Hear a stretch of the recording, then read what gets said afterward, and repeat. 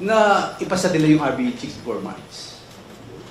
Sir, ito pa po, may violation ba dun sa sinasabing kami pag-meet yung speaker dun sa mga nagpupush ng speaker? Alam mo, lahat naman nakikipag-meet kay speaker eh. Alam mo, pag nakipag-meet kay speaker, gusto ba picture taking? Lahat naman kami, di ba? Yung mga bisita, lahat gusto makita si speaker, aakyat sa taas, ang daming tao. Sabi niya, SDS, pwede magpa-picture kay speaker. Ang daming umihingi ng tulong kay speaker. Di ba? Not only that, ang dami talagang various helps. Sapagkat alam natin, nakakatulong naman po si speaker. So sir, walang meaning po yung mga pictures na nilabas? It doesn't mean anything? Sa akin yung pictures, wala. Kasi yan, normally, ginagawa natin lahat yan. Grupo kami, picture kami. Pero that meaning to say, may pinag-uusapan tayo rito. Di ba? If I may just add, I mean, let's not take things out of context. Let's remember that, as public servants, bahagi po talaga ng trabaho namin yun, tulad ng sinabi ni SDS na lahat ng tao gusto kaming kausapin, lahat ng sektor gusto makipanayam ang ating speaker, lahat ng mga grupo na ano man ang kanilang interest sa buhay o ng kanilang organisasyon gusto makaharap ng speaker. And like any Filipino meeting, it always ends with a picture. So sa akin, it shouldn't be taken with malice. It had nothing to do with ill intent, and the photo was just used for propaganda and for political gain. May I just share my perspective, as an ordinary district representative. Questions have been thrown and doubts have been cast on the nature of the People's Initiative, A People's Initiative is something that stems organically from the people. And in my district, this has been the case. And I think I speak on behalf of the other districts in the country. As district representatives, we are in direct engagement with our constituents. And when people face us and tell us their problems, mataas ang presyo ng ilaw, mataas ang presyo ng tubig, ng pangunahing bilihin, may kakulangan ng trabaho. And we are in a privileged position to know that most of these problems can be resolved by more investors in our country. We try to put on our thinking caps and legislate and come up with measures. And you know what? If the problem stems in the Constitution, I mean, masama ba na suportahan namin yung initiative ng taong bayan na gusto nilang more information about the People's Initiative? It is our duty. In fact, the People's Initiative is reflected in our Constitution. Article 17, Section 2 actually states that Congress shall provide means for the implementation of the exercise of this right. It is a constitutional mandate. Congress should provide for the implementation and the exercise of these rights. So, it hurts me na merong malicious interpretations, nagpa-picture lang kay speaker, picture lang sa amin mga congressman, kami na kaagad na nag-initiate. Para namang kinu-question nyo yung kakayahan ng taong bayan na sila may gusto magkaroon ng pagbabago. This is not something new. Matagal na po, di po ba, Madjo Manix? Ilang kongreso na po, lahat halos ng speaker pinag-uusapan ang constitutional reform. Even the former administration, the former president, won on the platform of constitutional reform. Di ba ang pinupush niya, federalism? So why are we acting all of a sudden that this is something new, this is something like a violation of the sacrosanct Constitution, when in fact many of the senators during their terms as congressmen are supportive of the idea of a constitutional reform. Change is something that is permanent in life. And we should be courageous enough to change what has to be changed to meet the changing times. So ako, People's Initiative to, malinis ang hangarin ng House of Representatives. And I also believe na maraming senador ang sumasang-ayon din sa constitutional reforms. In fact, to name a few, pero hindi na ako magbabanggit. Alam nyo na sila, i-google nyo na lang. Ngayon, meron pa nga sila yung resolution of both houses, number 6. Oh, ganun na lang ba yun? Nasa papel? Let's walk the talk. Eh, ang daming usapan ngayon. Meron tayong merong Senate investigation about the PI. Eh, parakip pa. Eh, tinigilan na nga ng COMELEC. Eh, sabi ganun, tama na. O, sige.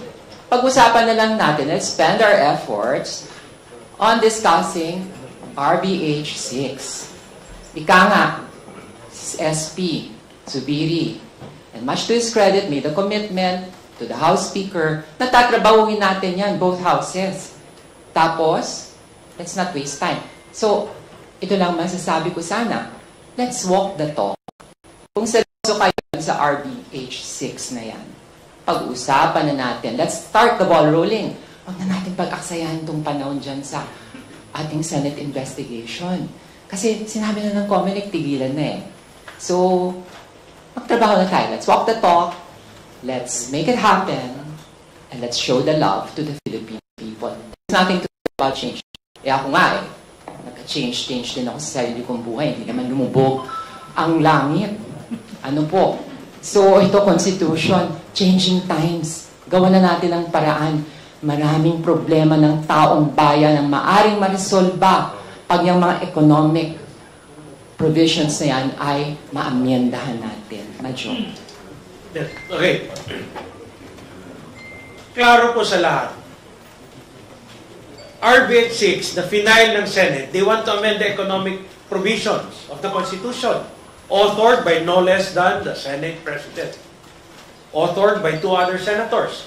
So, the senators themselves are telling this country, our fellow Filipinos, na kailangan amendahan ang ating 37-year-old Constitution. The House of Representatives also is in agreement that we have to update that 37-year-old Constitution.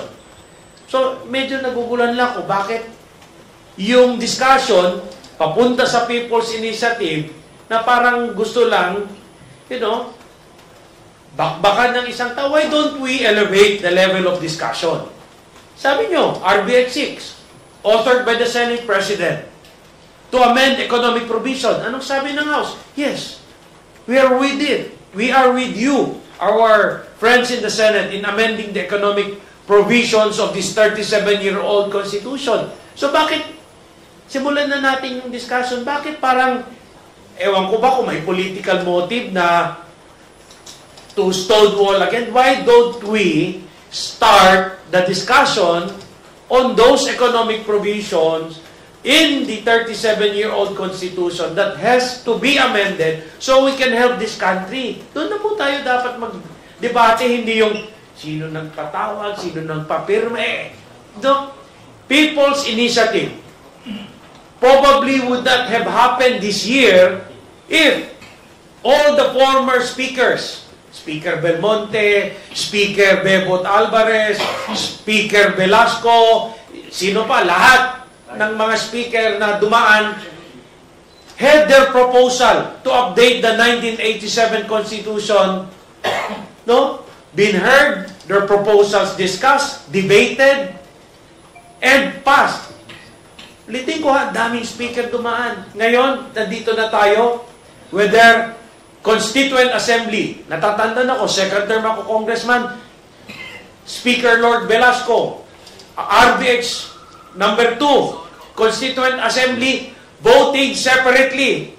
Transmit ng House of Representatives under Speaker Velasco. Sa Senate, anong nangyari?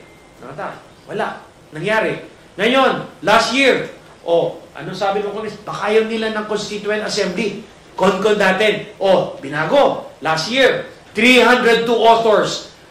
Constitutional Convention. Para wala ng senator, wala ng congressman, ang tao ang maghahalal ng kanilang konkon delegate. Last March pa, 302 authors. Strong stand from the House of Representatives, transmitted to the Senate. 302 kami. Ito yung ang mas magandang proposal. Konkon na kasi wala kayong ginawa sa Constituent Assembly. Ano ngayon? January na. So you cannot blame people's groups who are already exasperated in waiting for the Senate and the House to come up with those very important updates to our Constitution. So, ako, ngayon, may appeal.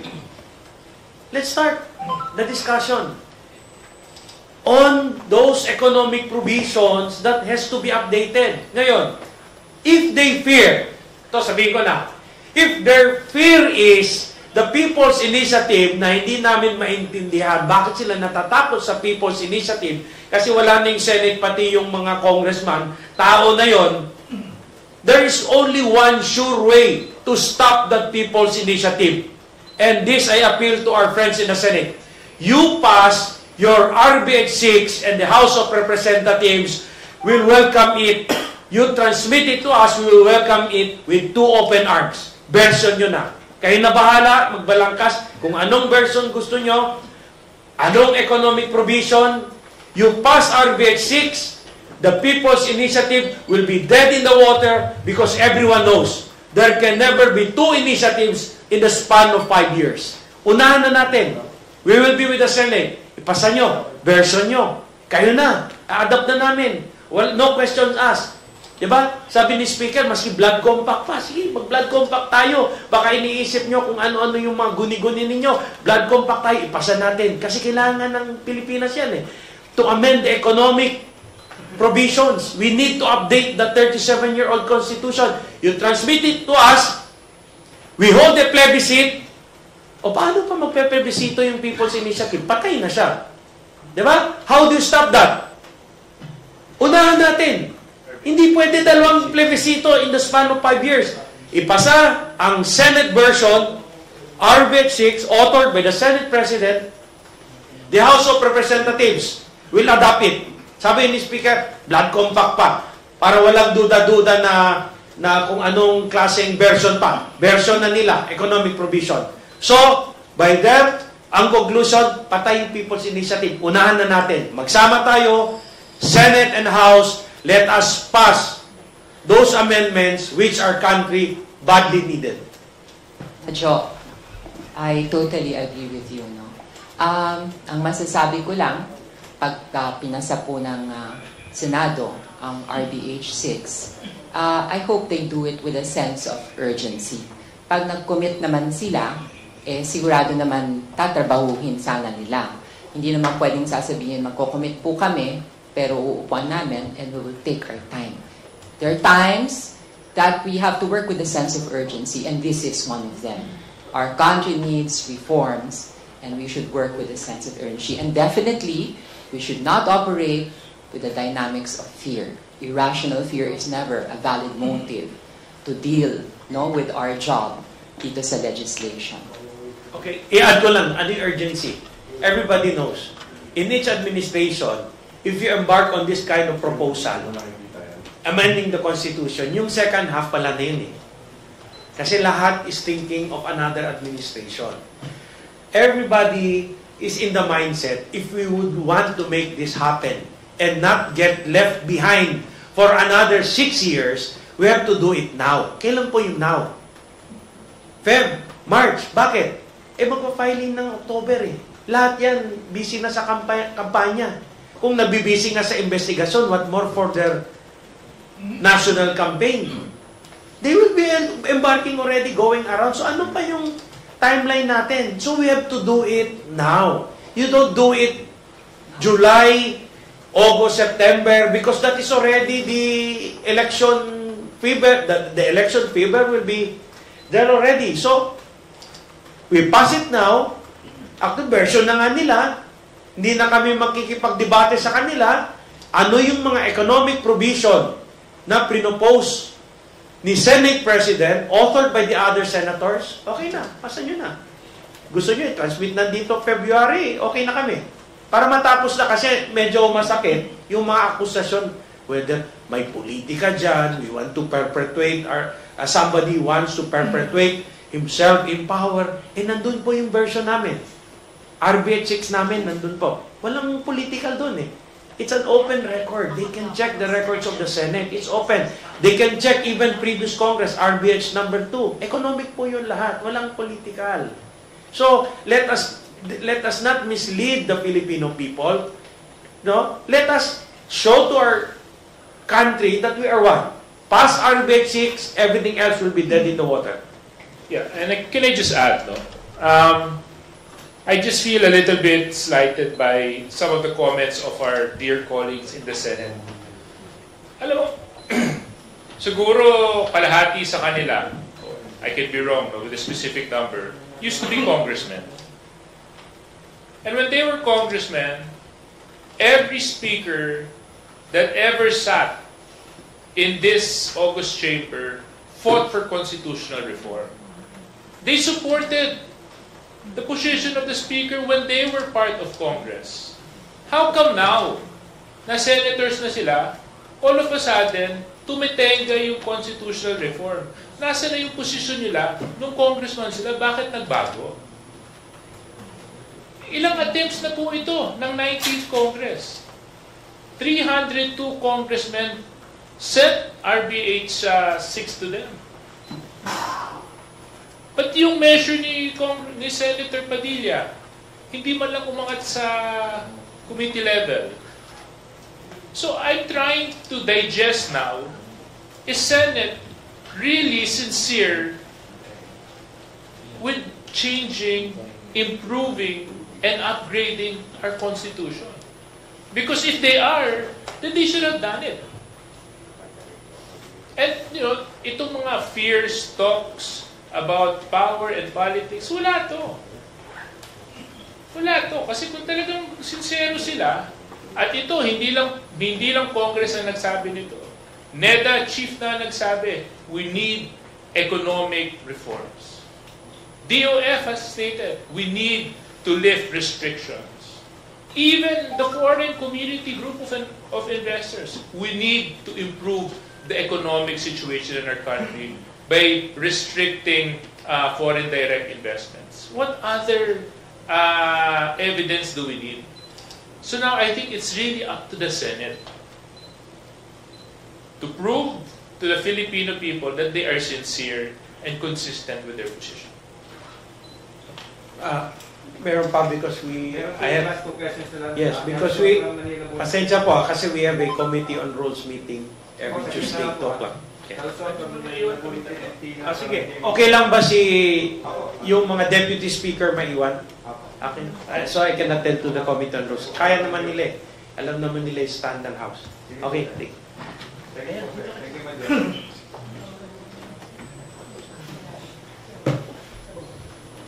Hello po, good day po. This is for everyone. This has to be asked po, I think.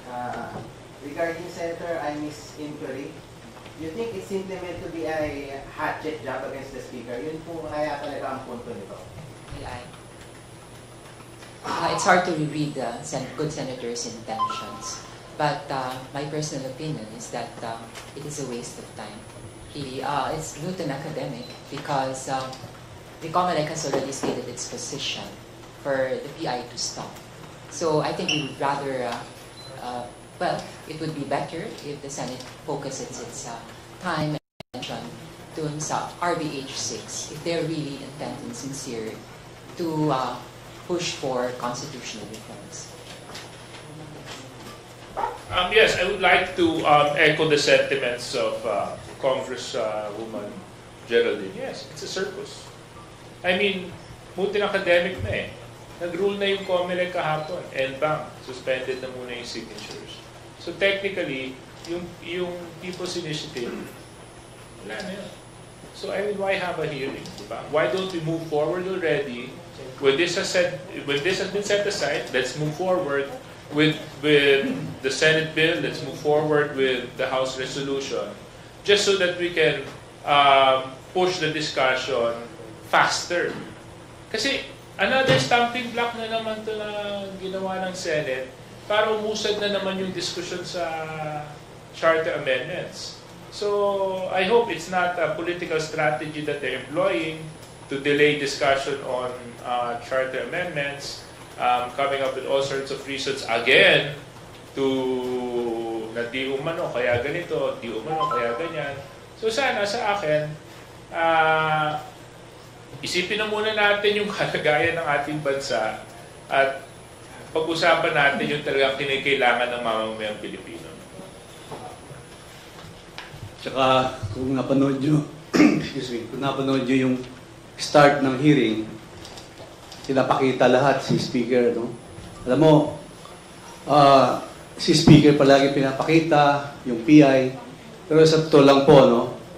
Kami pong mga congresspersons, during break, halos wala po dito sa bansa ang mga congressmen. Ako, like for example, ako, dumating po ako December 13, ay January 13 na. Pero, nalaman ko na lang po, yung mga signature na yan, talagang, yung mga taong bayad, sila mismo nagpipirma. Number 2, yung may gastos yung gobyerno, wala pong, ako sa distrito ko, ni 5, and other districts, wala pong humingi ng pera, hindi kami nagbigay ng pera. Lalong-lalo na yung pera ng kaban, wala po kami binigay dyan. Kaya ang ano ko po dyan, tigilan na po yan. Ang tanong ko po, ano talaga ang gusto nyo? Mga senador, mahal ko po kayo, kami po mga congressman, kaya we are co-equal, ano po talaga gusto nyo? Gusto nyo bang ibasa yung RB 6 o hindi? Sabihin nyo lang po yung totoo para alam natin. Yung PI, naka-stop na po. Kaya kung pwede po itigilan natin to, puro yung pamimili ng signature ang pinag-discuss nila sa Senado. At ngayon, nandun si Congressman Marcoleta. Si Congressman Marcoleta, in-explain niya, during the time of Belmonte, si Speaker Belmonte, pumasa. During the time of Speaker Lord, pumasa. During the time of Speaker Romualdez now, pumasa. Ano nangyayari sa Senado? Dinidedma. Yan ang sinabi ni Congressman Marcoleta. Ano ba talaga gusto nyo? Kaya pag si Congressman Marcoleta ay nagsasalita, sinisegue nila yung issue. Dinadala nila sa mga nakatakip na mukha. Doon nila binabato yung tanong. So ako po, simple lang, ano ba talaga ang gusto nyo para matapos po tayo? Actually, just to add to what SDS Dong mentioned, I was following the hearings in the morning. But when they started to control the discussions, when Congressman Dante Marcoleta and former Congressman Pido Garbin were explaining at pinuputol, hindi binibigyan ng pagkakataon makatapos ng kanilang ipinapaliwanag, ay sabi ko, tapos na to. Wala na to, hindi na to para sa katotohanan. Iba lang hinahabol nitong hearing na ito. Yes, JJ Suarez. Napapanood ko nga paano nakakat. And I really thought there was this thing about interchamber courtesy. Parang joke lang ho to, no? Parang ang interchamber courtesy only exists pag election time. Ba't kailangan tayo mga congressional districts? Joke lang po yun, ano ho? Pero ako nagpapasalamat kay P-Word kada dumating si Congressman Marcoleta doon. At least, nasabi niya yung side ng House of Representatives. Sige, tuloy. So, ayun po. Sana it's time to walk the talk. Yun ang pananawagan namin sa aming mga colleagues sa Senado. Walk the talk. Kung talagang desidido kayo dun sa constitutional reforms na nakasaad dun sa RBH 6, trabahuin na natin. Huwag na tayo mag-aksaya ng panahon. Make it happen. Sir, doon po sa hearing ng mga pinakitang screen grabs, kung paano i-launch yung PI, how to gather signatures, can you please answer categorically kung meron nga po ba talagang utos from the House leadership, specifically from the Speaker, about PI? None at all.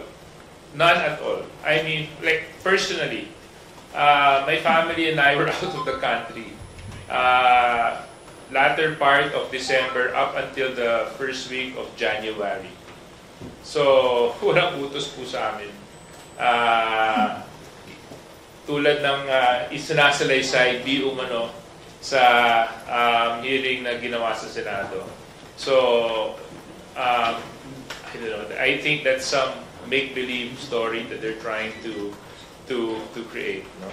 So, now of course, I'm speaking from my point of view. DS Suarez and members of the press, let us not undermine the capacity of civic organizations to organize themselves and to unite for a certain cause.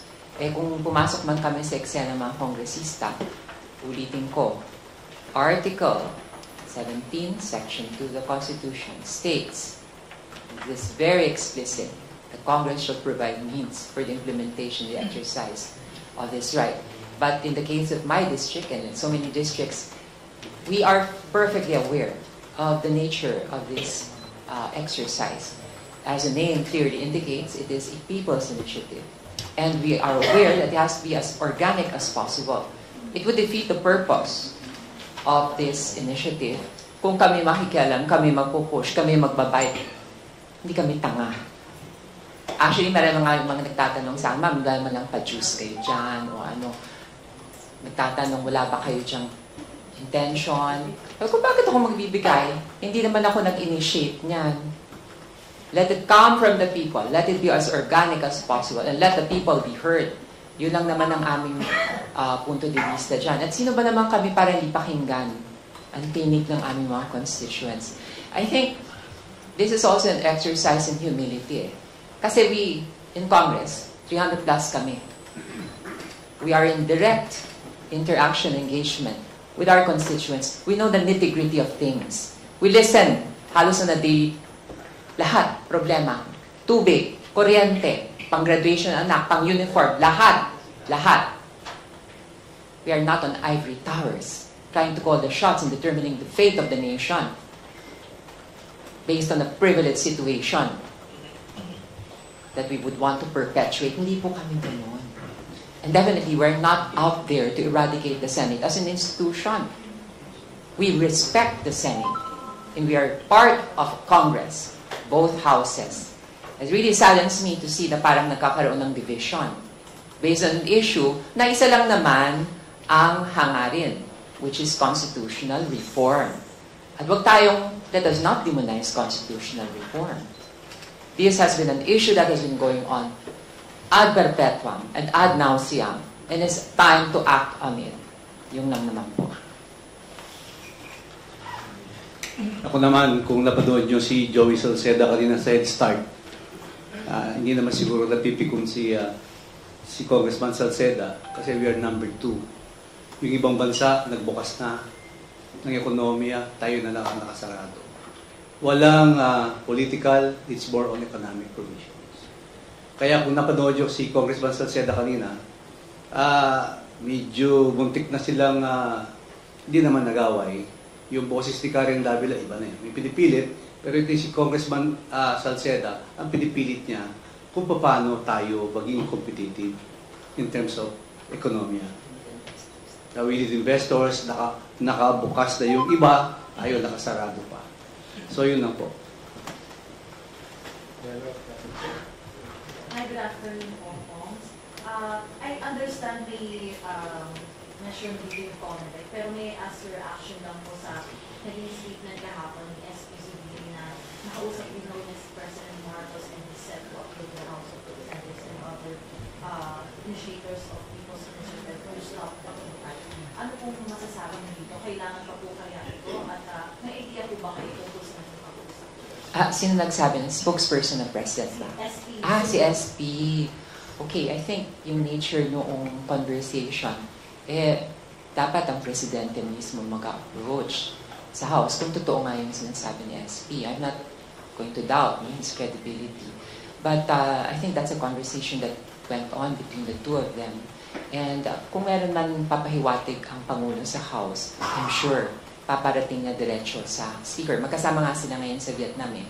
Hindi na itatawid yan sa pamamagitan ni SP Subiri, with all due respect.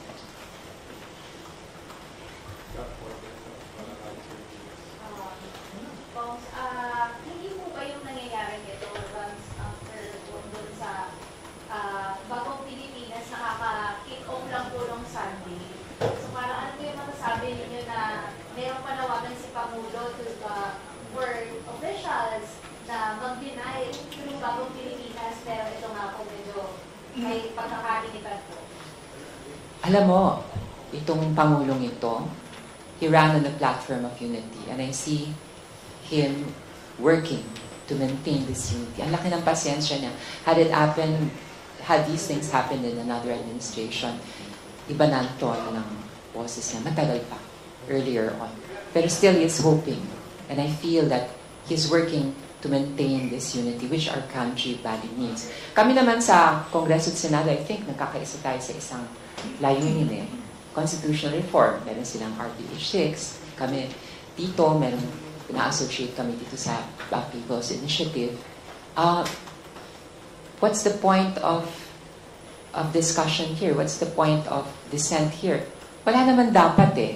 So, kaya nga, ulitin ko ang pananawagan ni Major Manix, ni Deputy Speaker Gonzales, at saka ni Deputy Speaker Suarez, na focus na tayo doon sa RBH 6. Huwag na nating pahabain pa itong Senate investigations.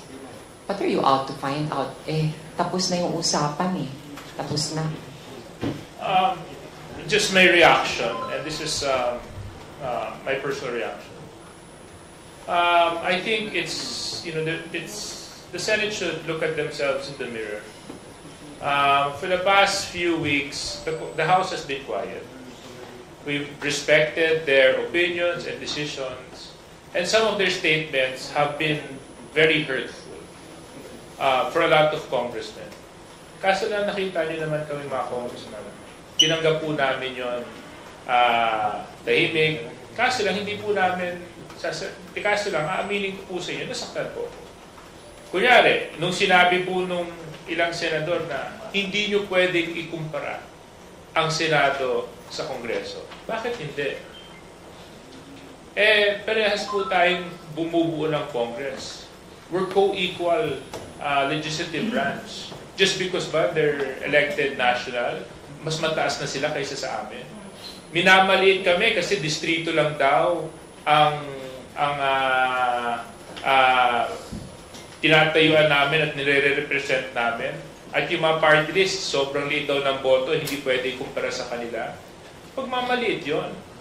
At sa ako talaga, medyo nasaktan po ako doon. Misis ko, party list, ako, district. But of course, I'm not limiting my job and my responsibilities to my local affairs only. I look at myself as a national elected official whose scope is also the entire Philippines, not just my district. Yes, I may focus 70% of my attention to my district, but also a lot of my attention pertains to what is relevant to the country. So please, I mean, my dear senators, huwag niyo kami maliitin. Nakakasakit po yun. At saka yung mga ganong statements, sinasabi niyo po na po, that is what creates divisiveness. That is what creates discord. And that goes against the very nature of bagong Pilipinas na ipinaglalaban ng ating Pangulo na magkaisa at magtulungan. Diba? Kaya sabi ko sa inyo, let the senators look at themselves in the mirror. You know, let's not talk about what's trending in social media. Let's have the hard discussions. Let's have the difficult conversations. Let's push for charter amendments and let's move this country forward. Alam mo, ako, sasabi ko lang, medyo... Ako may tatanong lang ako sa iyo, FDS. Ano yun? Pwede ba ako magtanong sa FDS? Okay.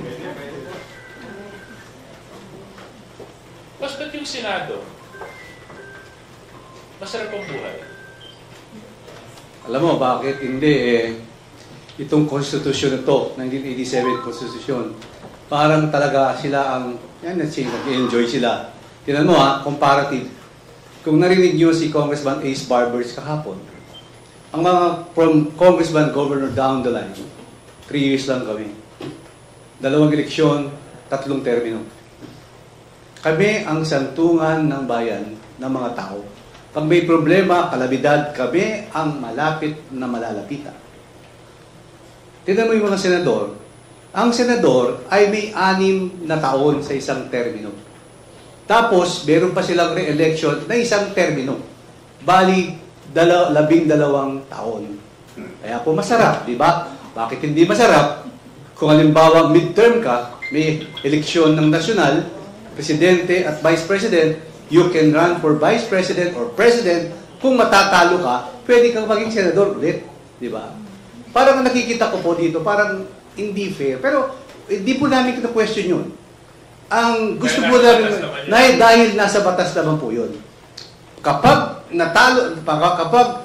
natapos yung 12 years nila, magpapahinga lang po sila for 3 years and then they will go back as senator. Kami po, 3 years, magpapahinga kami ng 3 taon.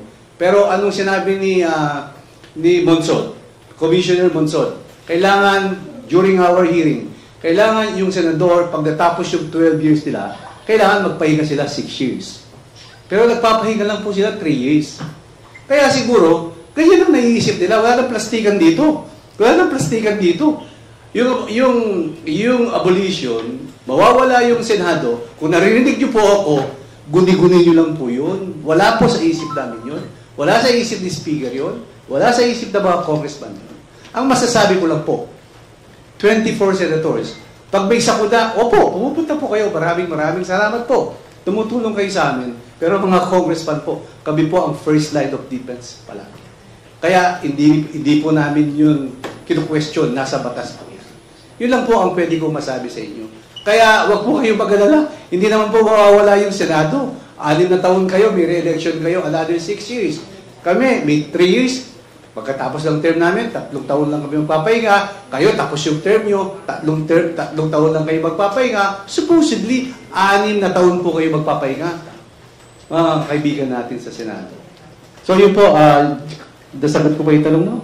Oh, actually, I think Congressman Dong, answered my question completely. It's the reality, eh.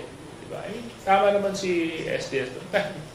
Kasi kanino. Ako, kasi yun din yung contention ko, eh. Dinadivert nila yung attention na perpetuating in power, may political intention to. Babalik ko rin naman sa kanila. Baka, kaya ayaw ninyo, kasi yung politika ninyo, nangangamba kayo, natatakot din kayo, kasi masarap ang buhay. Yes, Suarez. So, sa akin, kaya nga, inilaman na namin sa resolution namin, economic provisions ang ating pag-uusapan at wala nang iba. Dahil, pag gumanda ang ekonomiya, taong bayan ang makikinabang. Yun ang amin. Ano pa ba ang gusto ng Senate? Pinirmahan na nga namin, nakalagdahan na kami doon, binigay na namin sa kanila. Gamitin na po nila yon para ayusin na po natin yung ating economic situations by lifting restrictions. Tia Suarez, sangayon din ako sa inyo. It's a sentiment that's shared by so many congressmen and congresswomen. Masakit kapag malinis ang hangarin mo. Pero pinaghihinalaan ka o pinaparataan ka ng kahit ano-ano. Judgmental much. Hindi naman dapat ganun. Hindi lang naman kayo ang nagmamahal sa bayan. Hindi ko mo kayo senator, kami hamak na congressman lamang. Ganun ho ang iisipin nyo. Walang ganunan. Galangan lang po tayo. Nobody has an exclusive hold or a monopoly of love of country and respect for the Constitution. When you want to improve or level up the Constitution, that doesn't mean you don't love the Constitution. We love the Constitution too. Ako naman na magtanong sa iyo kung JJDS. Yes, boss. Ikaw ba, nabasa mo yung Constitution? Meron bang nakasada ng lower house at upper house? Wala. Wala nakasaad ng lower house. Correct. Meaning to say, parehas lang tayo. Isa. Wala palang top. Baka sasabihin natin lower house at saka lower house. Yun, meron. Kaya, baka hindi ko alam. Pero wala ko sinasabing ganun. Kinasabi lang sa labas yun. Top, Pero sa bottom, Constitution, or walang lower at saka upper house. Ito, dahil nabanggit yung slower, kanina may isang senador nagpa-interview. Tinanong siya tungkol sa RB 86, anong timetable? Sabi niya, baka 1 taon. Diyos ko po, Rudy. 1 taon pa. Do you understand? My dear friends in media, baka 1 taon pa. Number 8 na tayo sa kahulihan, ha? In Southeast Asia. Number 2 tayo sa baba. I mean, what do we want to do with our country? Right? Are we gonna focus on what's trending in social media, in Facebook, in Twitter, and in YouTube and Instagram, or are we gonna talk about the real issues that we need to talk about as public servants? Diba? So I think, I just want to, of course, react on what SDS Doc said. Ako naman may Maski tanong para senador sa sila at congressman kami, pare-parehas lang naman po kami. Huwag naman nyo kami sasabihan na nationally elected kami, distrito lang kayo, party list lang kayo, mas maraming boto namin kaysa sa inyo, apples and oranges. Excuse me bakit pagdating ng kampanyahan, sa amin naman kayo lumalapit at tumihingi ng tulong Kasi lang pag nanalo na kayo, iba na ang levels natin. Pare-parehas lang tayong Pilipino, pare-parehas lang tayong anak ng Diyos. Diba? Dapat, respetuhan din tayo sa isa't isa. Yes, Suarez, may question naman ako para sa inyo. Okay, nagtanong na kami. Diaz Suarez, do you think may kapasidad naman ng ating mga senador para i-discuss ang RBH 6 at aprobahan na kung gugustuhin nila with a sense of urgency na hindi naman tatagal na 1 taon? Palagay mo may kakayahan sila? Pwede ko ba sagutin yung tanong mo, Opo. Geraldine? Alam mo, sa 24 senators, bilib ako talaga. Kahit nanonood po sila, bilib ako kay Robin Hood Padilla. Isipin mo, favor siya sa economic provision basta con us. Favor siya sa economic provision. At siya lang ang senador nag-file ng resolution ng federalism. Meaning to say, broad-minded si Senator Robin Hood Padilla. Kaya minsan tinawagan niya ako, kasi ako ang author ng RBH number 1, tinawagan niya ako. Ang sa kanya, federalism, yung akin, federalism. Pero ang problema, maraming dumidepensa, maraming gumugwalta. Hindi kami natuloy. So, I salute you, Senator Robin Hood Padilla. Thank you. Paano po yung iba? Yung tanong po ninyo, address sa akin na Congresswoman Geraldine, do I think they can? Well, it's something that I pray for every day. It's something that I pray for every day. That they sana they see the light. And if there's a will, there's a way.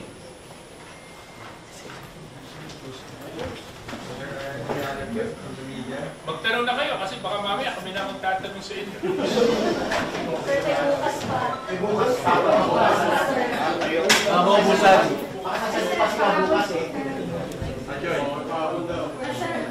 you think Senator Marcos is making a monster out of Speaker Romualdez na bibili in Canada? Kasi kapag may disaster, he is sending a representative. With this works po kasi may negative impact yan sa public perception. We are not mind readers, actually. It's hard to guess the intention of the good Senator Marcos, and we have to assume that she is doing it with the best of intentions for our country. In the same way that we should assume that the House Speaker works with the best interests of the Filipino nation at heart. So yun lang kung masasabi ko. Is between them and God. And of course, sa public perception naman po, the achievements and performance of our speaker will speak for themselves. So walang feeling insecure po dito sa House of Representatives. Taas na po kami, malinis ang aming hangarin. We're working and doing our part. So I think the Senate should also correspond and medyo tapatan din naman niya. No? Pinagmamalaki nga natin, D.S. Suarez, pati sa rollout ng ating social services sa ating mga distrito. Ang total niyan, meron tayong pondo ng 20 billion pesos sa mga tupad, AIX, etc. etc. 80% ng rollout dito sa House of Representatives. Maitanong ko doon sa Senado, 24 lang naman sila. They have bigger amount ng kanilang social services funds. Parang kailangan pa yata yan nilang tapatan. Friendly challenge lang naman po sa kanila na roll out na po nila yung mga social services. Yan po ay ginagawa ng aming House Speaker. Kaya wala akong dahilan kung bakit maging masama ang perception ng taong bayan. Pagkus, Alam namin yan, sa aming mga distrito, mataas po ang pagtingin at paggalang sa aming speaker. Yeah, and also, no, I think if you want to evaluate the speaker, check his performance and check the performance of the 19th Congress. Let us not be remiss of the fact that all LEDAC priority measures have been delivered by Congress. All priority legislative agendas have been approved by Congress. The committees are working day and night to make sure bills are properly attended to. When it comes to social services, nakita nyo naman yung ikot ng ating speaker sa iba't ibang mga probinsya para lang siguraduhin na maayos ang implementasyon ng pera ng Kaban ng Bayan pagdating sa services na dinadaloy sa bawat probinsya. Sa madarating na buwan, mag-uumpisa na po kami sa oversight function namin kung saan titingnan po namin ang efficiency ng bawat departamento at ahensya sa paggastos ng kanilang pondo. So if you want to evaluate a person, base it on how he works and base it on the performance and on the output. That will be the best determinant in how you would want to judge one person. At nakikita naman po namin dito, kami bilang congressman, this being my second term, this is the strongest and most united House that I have been a member of.